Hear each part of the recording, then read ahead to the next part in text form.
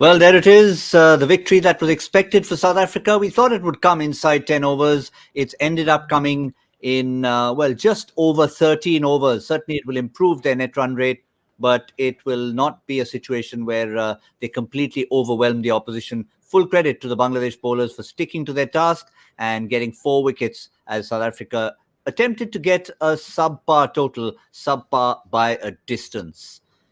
Here we are on Cricbuzz Live, just focusing on that particular game. A few minutes later, we will look ahead to the second game at the same venue in Abu Dhabi. But for now, I'm on Cricbuzz Live in the company of Simon Doull and Joy Bhattacharjya.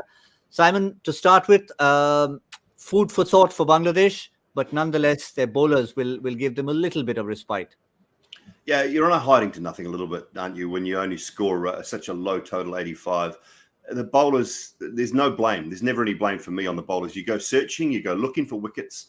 You perhaps look for something that you might not normally if you're looking to bowl a line and a length and possibly just restrict the opposition in a normal situation. But when you're on a hiding to nothing a little bit, you do go searching. You try and pick up bolds, LBWs, those sorts of things.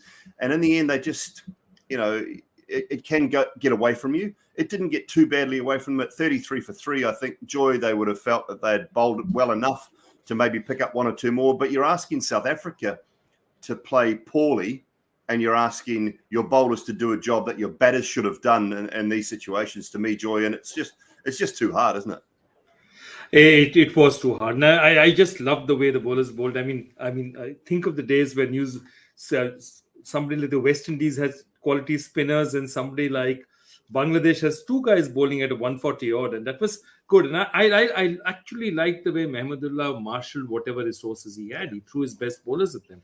And I think he threw Taskin Ahmed at them early. He reckoned there is a little bit of movement.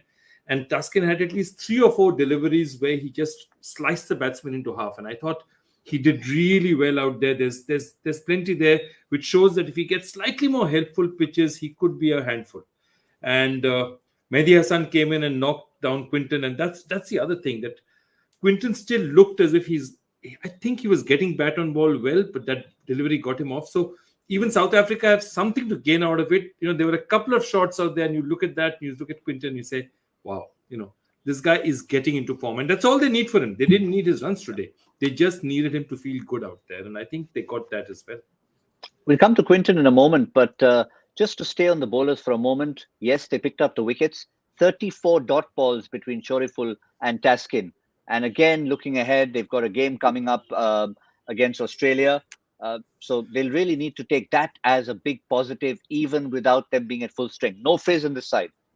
Yeah, look, I mean, Shoriful was very good. 4 overs, none for 15. I know they didn't have to be overly aggressive against him, but he didn't give them the opportunities. I really like Taskin Ahmed. To me, him and Dushmantha Chamira are the 2 most improved bowlers of the sort of Sri Lankan Bangladesh situation in the last year and a half. I mean, Chamira has come a long, long way. Taskin, there's a lot to work with there, and I'm sure that unit are working hard to make sure he remains fit. He's a real shining light in that bowling attack as far as their pace bowlers are concerned. He's a man that a lot of young Bangladeshis can look up to and say, I want to bowl fast like Taskin. I want to do that sort of job. Because they need them. They need those guys coming through, and they need heroes to look up to as well, the young players in Bangladesh. So I really like what he brings to the table. I thought the seamers did a terrific job, and we can say how well they bowled, but they had nothing to defend. So it was a brilliant performance after a really under par batting performance. One of the unsung heroes for South Africa would have to be their captain. We don't always talk about him as a permanent fixture or as one of the names. You talk about a Markram, a Van der Dussen, Quinton de Kock, of course, David Miller, the finisher. He doesn't always get the credit that he deserves in the shortest format of the game. But today he showed that he could just about steer them home, still at a strike rate of in excess of 100. Temba Bavuma, Joy. Bavuma was good, and the couple of drives that he hit, he's particularly good, and short players, they have that compactness to their play. So he's a very compact batsman. There was a nicely stroked thing. The other thing is that, after a long time, I've seen so many threes in a T20 match. Normally you don't get them, but, he was just hitting the right place in the field. But he times it rather than, hits it too hard. And, a lot of those balls went close to the boundary. But he held that side together. And at 33 for 3, there was a bit of a wobble. Given South Africa's slightly checkered history in situations like this, you would begin to get a little bit nervous, and he saw them through successfully. By the time the 4th wicket fell, I think it was just a little bit more to do. So in a chase like this, he's okay. Career strike rate at 124, average at 24. You probably want a little bit better numbers than that batting at number 4 over a long career, but he's only played 19 games. And time again, I think you look at Temba Bavuma and you just see him make the right choices or better choices more often than poor choices. And I think that's only going to benefit him leading down the track. Now, this is another side to me, and I know we talked about Sri Lanka a little bit as well, but this is another side to me that will benefit in a year's time. I think from being together, having lost AB, having lost Faf, having lost Imran Tahir, everything that they've been through, there's another side that I think will be far better side once Bavuma's played another 25, 30 T20 internationals before next year's tournament. Now, they might make it through to the semis here. They've got a chance, but they'll also, I think they're continuing to build, and he will continue to grow into that captaincy role and that number 4 role. There are times like today where he steered the ship quite nicely, and he was a little bit more aggressive at the back end. But they've got some good players around him. I mean, Hendricks and Van der Dussen, they can strike the ball. Klaassen, Markram, they've got some heavy hitters around him. So if he can play that role, then I think he's going to be okay. Well, the big discussion was not whether or not South Africa would get to that target, but when they get it. They got it in 13.3, and every focus will be on the net run rate. Let's also remind everyone in sailing, they, of course, have to maintain their net run rate. Their last game is against England.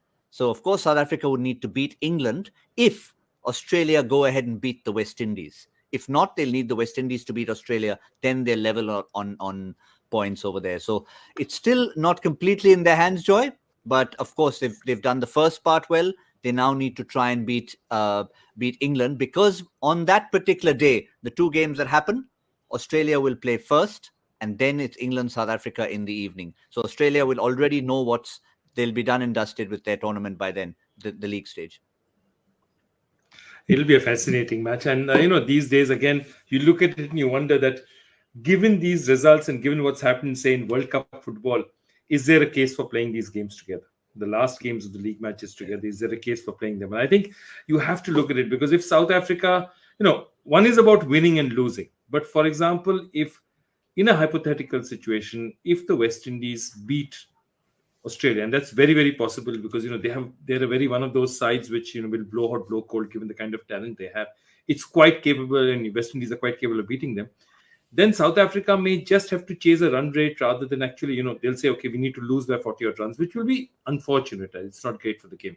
And I believe that cricket needs to be more aware of this, given the fact that the money riding on cricket nowadays is just so high that you cannot have league stage final games not being played simultaneously. I understand it's much more difficult because the number of venues we have is much less. But all you have to do is that each group, you just make sure that the last games are the same. Let's just have those numbers back again, Simon, to just have another relook at it. And if we just look at that, of course, we talked about wanting to have it simultaneously. South Africa, 3 wins. They've got the 6 points. But the question is, can they get to 8 points by upsetting England? You'd have to say that really an upset for now. Australia beat Bangladesh to get to 6. If Australia then beat West Indies, well, then it's going to be a log jam on 8 points. And that's going to be a bit of fun, because that's also England's last game. Yeah, it is. It's a hard one, isn't it? Because I know the Football World Cup, it's just a little bit easier to say we'll play these games together. You just don't know which games. I mean, the IPL tried it this year, didn't they? And it just didn't work out, because the games really, by that stage, unfortunately, the wrong guys qualified. It didn't mean anything. So it's a hard one to do in a 6-team format. In a 4-group format, four countries and 1 team, it's easier to do. Because Absolutely. You can get those results a lot similar, a lot more close together. But in a 6-team, 6-country format, I just think it's a little bit more difficult. And they're not often going to get that last day right with the matchups that they choose. So, look, it's hard, but I do understand Joy's point completely. West Indies are capable. They've got to beat someone. They've got to beat one of these top teams at some stage. Australia will be hoping desperately it's not a day that they turn up when they play them. And the other thing is, you don't want to be a South African side going into that England game thinking, oh, this is great. We only want to lose by so much. We only have to lose by this. That's the last thing a South African team needs, because you know that they will end up losing by one more run than they needed to lose by, or something like that. That's the last thing they possibly could need is we only have to lose by this much. They'll be out to win that game. They'll be out to win every game. And England, England showed last night that they can be a little bit vulnerable, but they just have such depth. They have massive depth, whether it be batting or bowling. And, the injury to Tymal Mills means that perhaps Willie, depending whether Mark Wood's fit or not, will come into the side. And I actually think it almost makes them a stronger side. Yeah, it does. The word is that Mark Wood is almost there, and that will make him a contender to get back into the side. Just a reminder here again of what we were talking about. Australia, West Indies on the 6th of November from Abu Dhabi in the afternoon, and then England versus South Africa from Sharjah is the night game. So whether or not the West Indies, firstly, of course, overcome Sri Lanka, but that'll be a big one for them if they can hold 2 points of Australia back on that particular day. It'll be a fascinating day, the 6th of November, when it comes to this group. But for now, South Africa have done what they needed to do. They've beaten Bangladesh. They've beaten them comprehensively, if not completely obliterated them inside 10 overs. It is, of course, a double header in Abu Dhabi. Everyone has a breather of about an hour and a bit because of the early finish. The second game, we're going to be back at 7:10 local time, which is Indian time. When I say local in the UAE is going to be 5:40 in the evening. And that's Pakistan versus lots to play for Namibian pride, lots to play for Pakistan to continue to consolidate the position of strength that they're already in. Not too many run rate combinations, so it's just going to be a good old-fashioned scrap in the night of Abu Dhabi. That's all we have from this particular show. We'll see you at 5:40 UAE time, 7:10 Indian time, as we look forward to that game. Thank you, Joy. Thank you, Simon. We'll see all of you on Cricbuzz Live.